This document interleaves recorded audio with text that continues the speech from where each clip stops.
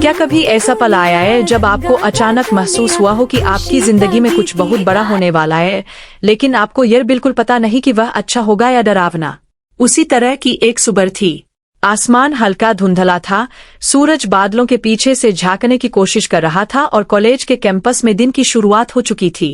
चारों तरफ छात्रों की आवाजें, कदमों की हलचल और हंसी की हल्की गूंज थी, लेकिन उस भीड़ के बीच दो लोग ऐसे भी थे जिनकी जिंदगी आज अनजाने में एक ऐसे मोड़ की तरफ बढ़ रही थी जिसे वे खुद भी समझ नहीं पा रहे थे। हीर तेज कदमों से हॉस्टल की सीढ़ियां चढ़ रही थी और उसके चेहरे पर हमेशा की तरह शरारती मुस्कान थी। जैसे ही उसने ऊपर पहुंचकर नवाब को देखा, उसने बिना कुछ सोचे उसका हाथ पकड़कर उसे खींच लिया। इतने थके क्यों लग रहे हो? उसने हंसते हुए कहा। नवाब अचानक संतुलन खोते खोते बचाए और फिर हल्का सा मुस्कुरा दिया। तुम्हें पता है, ऐसे भी किसी को उठाया जा सकता था, उसने मजाक में कहा। हीर की आंखों में चमक थी। लेकिन ऐसे उठाने में ज्यादा मजा आया, उसने तुरंत जवाब दिया। दोनों कुछ सेकंड तक एक दूसरे को देखते रहे, जैसे यह सिर्फ एक मजाकिया पल नहीं बल्कि किसी गहरी समझ का हिस्सा हो। फिर अचानक नवाब ने अपनी घड़ी देखी और थोड़ा गंभीर हो गया। चलो, देर हो जाएगी, उसने धीमे से कहा। हीर ने भौंहें चढ़ाई। किस बात की? उसने पूछा। नवाब ने बैग उठाते हुए कहा, काम की। मुझे शिफ्ट पर पहुंचना है। हीर हंस पड़ी। अभी तो बहुत समय है। 5 मिनट पहले पहुंचोगे या 5 मिनट बाद, क्या फर्क पड़ता है? यह सुनते ही नवाब का चेहरा थोड़ा बदल गया। उसकी आवाज अचानक गंभीर हो गई। फर्क पड़ता है, उसने कहा। जो लोग अपनी जिंदगी खुद बनाते हैं, उन्हें हर मिनट का हिसाब रखना पड़ता है। यह शब्द सुनकर हीर कुछ पल के लिए चुप हो गई। उसे पहली बार महसूस हुआ कि नवाब की मुस्कान के पीछे कितनी मेहनत और जिम्मेदारी छिपी है। लेकिन फिर भी उसने माहौल हल्का करने की कोशिश की। अच्छा, तो अब तुम इतने जिम्मेदार हो गए हो? उसने छेड़ते हुए कहा। नवाब ने भी माहौल बदलने की कोशिश की। या फिर शायद मेरी यूनिफॉर्म ही मुझे इतना सीरियस बना देती है, उसने मुस्कुराते हुए कहा।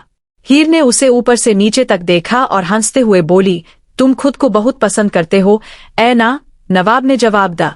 अगर ऐसा है तो क्या करूं? शायद इस यूनिफॉर्म में मैं थोड़ा अच्छा लगता हूँ। दोनों फिर हंस पड़े। लेकिन उस हंसी के बीच एक अजीब सी खामोशी भी थी, जैसे किसी को एहसास हो कि कोई अनदेखी नजर उन्हें देख रही है। और सच यही था। कैंपस के एक दूर कोने में खड़ा एक व्यक्ति चुपचाप उनकी तरफ देख रहा था और उसके चेहरे पर ऐसी मुस्कान थी जो किसी साधारण दर्शक की नहीं बल्कि किसी ऐसे इंसान की लग रही थी जो पहले से जानता हो कि इस कहानी का अगला अध्याय क्या होने वाला है। क्या यह सिर्फ एक साधारण दिन था या फिर किसी ऐसे रहस्य की शुरुआत जो कई जिंदगियों की दिशा बदल सकता था? नवाब अपने काम की जगह पर पहुंच चुका था, लेकिन उसका ध्यान बार बार सुबह की उस बातचीत पर जा रहा था। उसने हमेशा अपनी जिंदगी को एक नियम के साथ जिया था, मेहनत, अनुशासन और हर पल की कीमत समझना। शायद इसी वजह से वह दूसरों से थोड़ा अलग था। कैंटीन के पीछे बने छोटे से ऑफिस में खड़ा वह अपने काम में लगा था, लेकिन उसके मन में एक अजीब बेचैनी थी। तभी उसकी जेब में रखा फोन हल्का सा कंपन करने लगा। उसने धीरे से फोन निकाला और स्क्रीन पर नजर डाली। एक अनजान नंबर से मैसेज आया था। उसने सोचा शायद कोई गलत नंबर होगा, लेकिन जैसे ही उसने मैसेज पढ़ा, उसके चेहरे का रंग बदल गया।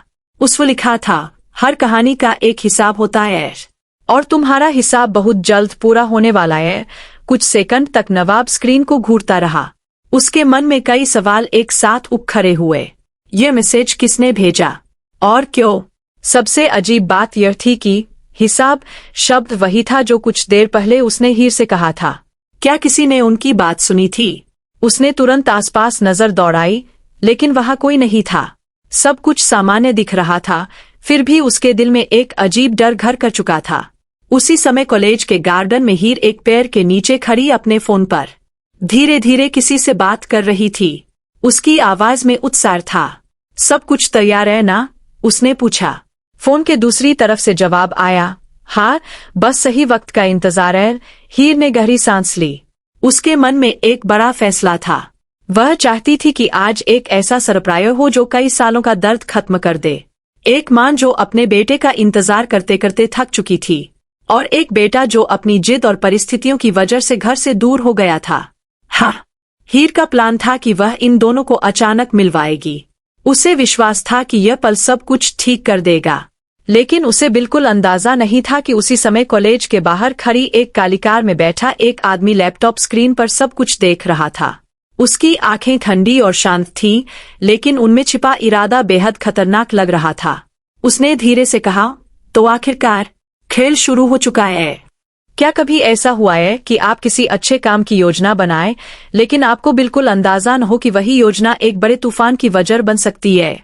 शाम धीरे धीरे करीब आ रही थी और आसमान का रंग बदलने लगा था। बादल घिरने लगे थे, जैसे मौसम भी किसी अनजानी घटना की तैयारी कर रहा हो। नवाब ने आखिरकार अपनी शिफ्ट खत्म की और बाहर निकल आया। उसके मन में अब भी वह अजीब मैसेज घूम रहा था। उसने खुद को समझाने की कोशिश की कि शायद यह किसी का मजाक होगा, लेकिन तभी उसका फोन फिर से वाइब्रेट हुआ। उसने स्क्रीन देखी, वही नंबर।